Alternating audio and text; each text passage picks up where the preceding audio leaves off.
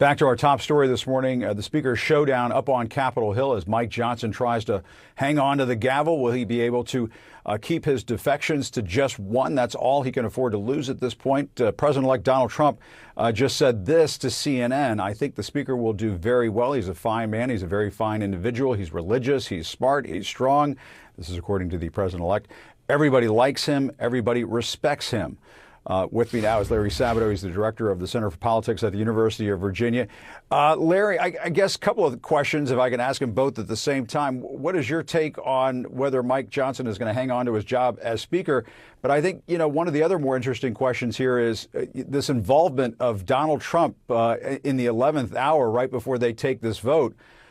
That shouldn't be necessary.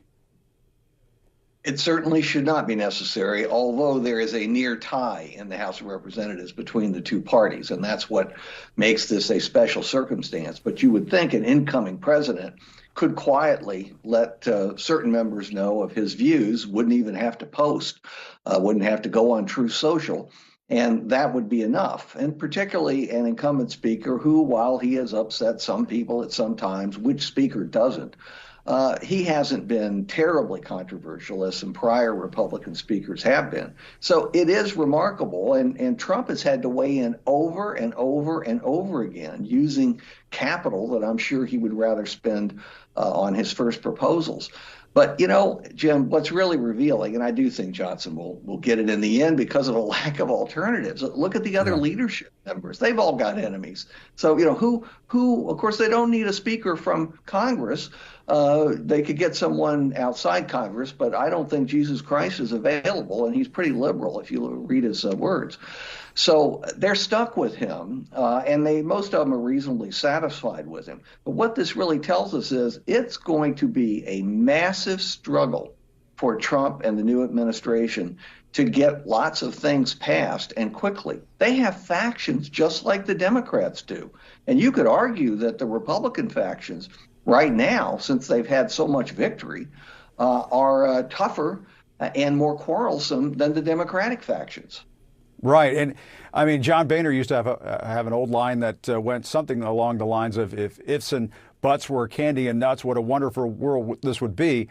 And, it seems to me going into this next Congress, Larry, that Mike Johnson is going to have just zero wiggle room when it comes to getting legislation passed. As you were just saying a few moments ago, Trump is claiming he has this large mandate, which obviously is not the case if you look at the numbers from the last election.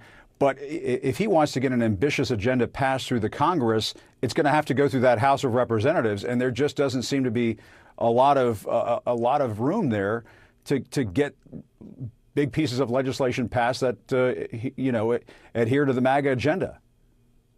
It doesn't, although that's where horse trading comes in. And I'm sure that Trump and the Speaker can offer this committee chairmanship to this one and some rider, on the bill that funds a project in a district for someone else. They can manage to do it, but how many times can they manage to do it? And how are they going to rely on any Democratic votes? Well, last time, the Democrats did help Johnson out. They helped him out several times, actually, in the last Congress. Why would they do that? They have no incentive to help Johnson and Trump this time around. Right, especially if you've got midterms coming up, and obviously Hakeem Jeffries wants to get that Speaker's gavel. And depending on what happens between now and then, I mean, we've seen in recent days, you could have members potentially go by the wayside in all sorts of ways, and then just the numbers aren't there anymore, and maybe Hakeem Jeffries becomes a Speaker. Larry, we're short on time because we've got special coverage coming up, but always good to talk to you. We'll do it again very soon. Thanks as always. Thank you, Jim. Good to see you, Larry.